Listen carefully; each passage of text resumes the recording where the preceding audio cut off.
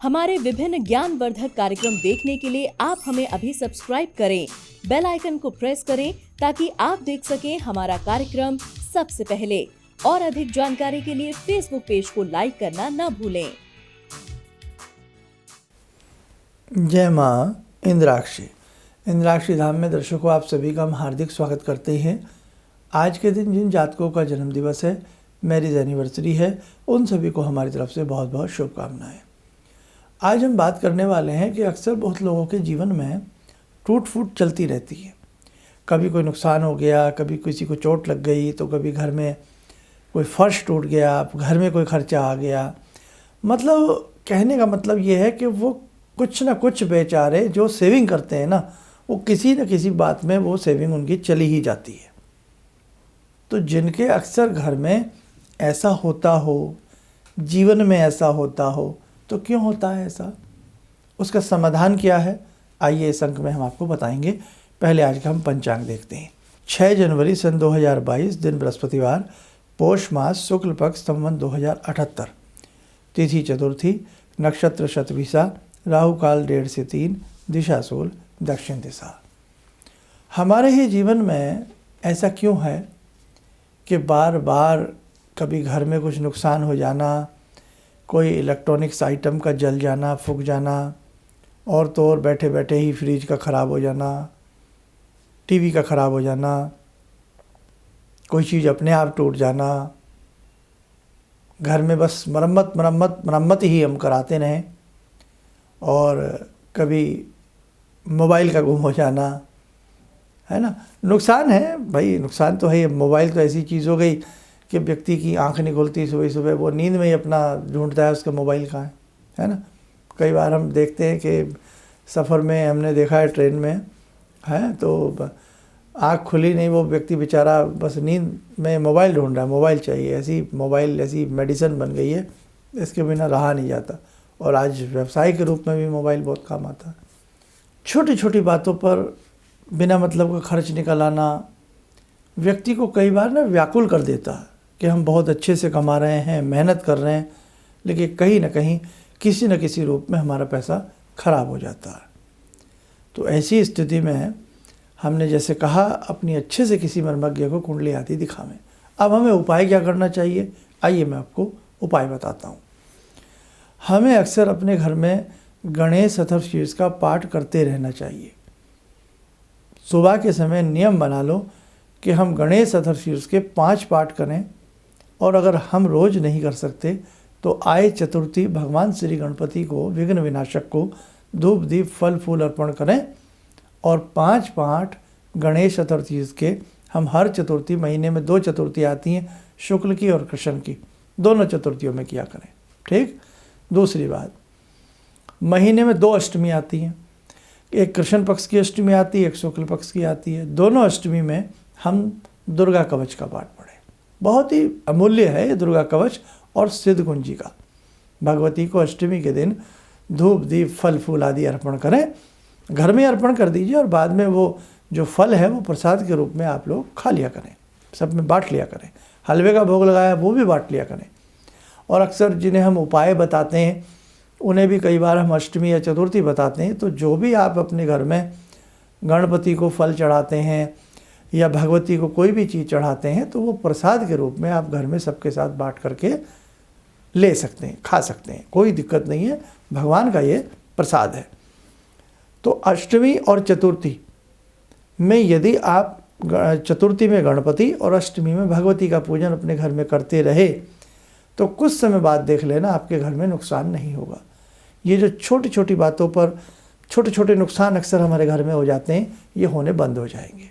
दूसरी बात कि आप अपने घर में संभव हो सके तो मंगल वीसा यंत्र रखें। जिनके घर में इलेक्ट्रॉनिक्स आइटम्स बहुत ख़राब होते हैं, तो मंगल, क्योंकि विद्युत के सूचक हैं, अर्थ के सूचक हैं, प्रॉपर्टी के डिस्प्यूट ज़्यादा होते हैं, तो मंगल वीसा यंत्र अपने घर में किसी मर्मज्ञ से भोजपत्र के ऊपर बनवा लें, या भाई सोना चांदी पे तो बहुत महंगा बनता है, लाखों रुपए में बनेगा, तो भोजपत्र के ऊपर बनवा करके पूजा पाठ यज्ञ करवा करके अपने घर में रख लें।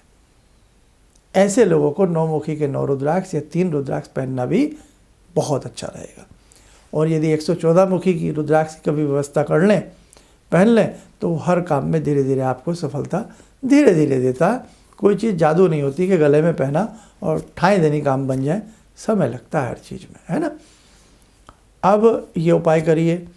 दूसरी बात, कई बार कुछ लोगों के घर में पितृदोष होता है या वास्तु दोष होता है, उसकी वजह से भी ऐसा होता है। वास्तु दोष की वजह से ज़्यादा होता है, पितृदोष तो मैं यहाँ कैलकुलेट नहीं करूँगा। पितृदोष तो आपको ऐसे समझ में नहीं आएगा।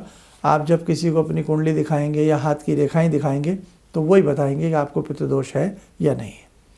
वास्तु दोष भी आपकी कुंडली से पता लग जाता है, ऐसी कोई बात नहीं है। लेकिन फिर भी साल में कभी शुभ मुहूर्त में अपने घर में वास्तु पूजन करा दीजिए, या वास्तु को यंत्र विशेष प्रकार का बनवा करके, रेडीमेड यंत्र मत रखा करें, क्योंकि वो मशीन से बनते हैं और मशीन में कोई इमोशंस नहीं होते, भावनाएं नहीं होती, मशीन भावना शून्य होती है। इसलिए आप कोई भी यंत्र घर में रखते हैं, अपनी पूजा के स्थान में रखते हैं, आप यंत्र किसी भी आसपास के निकटतम जो आपके कोई भी पंडित जी हैं, घर में आने जाने वाले हैं, जिन्हें अनुभव है, उनसे बनवा करके रखेंगे तो आपको बहुत अच्छा लाभ मिलेगा। तो साधकों, आप ये करके देखें। और एक चीज़ और मैं इसमें बता देता हूँ कि आप अपने घर के जितने भी लोग हैं, 2 लोग, 4 लोग, 5 लोग, कभी कभी मंगलवार की शाम को बैठ करके आप सहस्वर सुंदरकांड पढ़ना शुरू कर दो।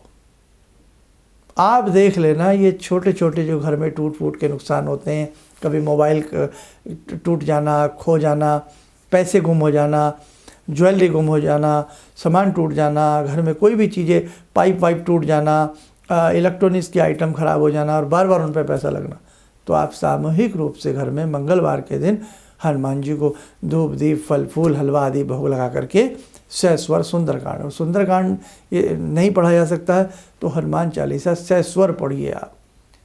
4 मंगलवार भी महीने के आप लोग बैठ करके करेंगे ना, आप फिर बताइएगा कि आपके नुकसान रुकते हैं या नहीं रुकते हैं। अब नुकसान कैसे रुकेंगे?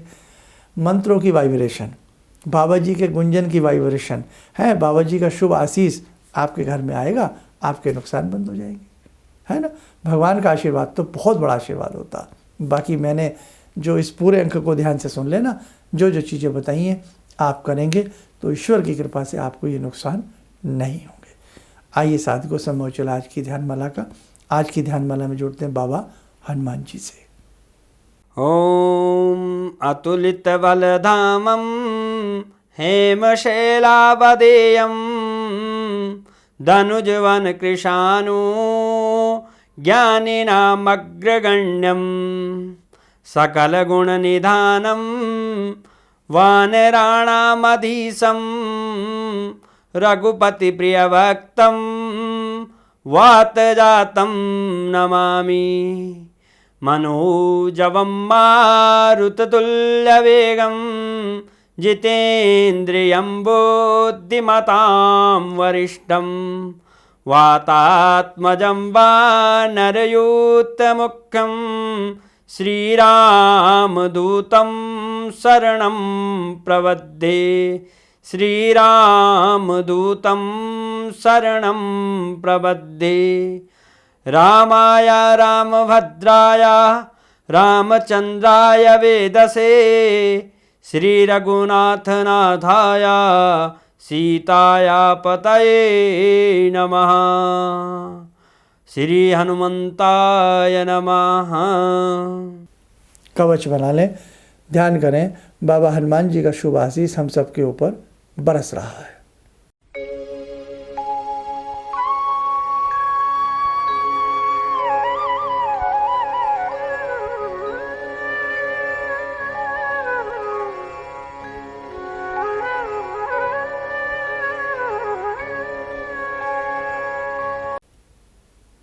ओम बोलते हुए नेत्र खोलें, सामान्य हो जाए।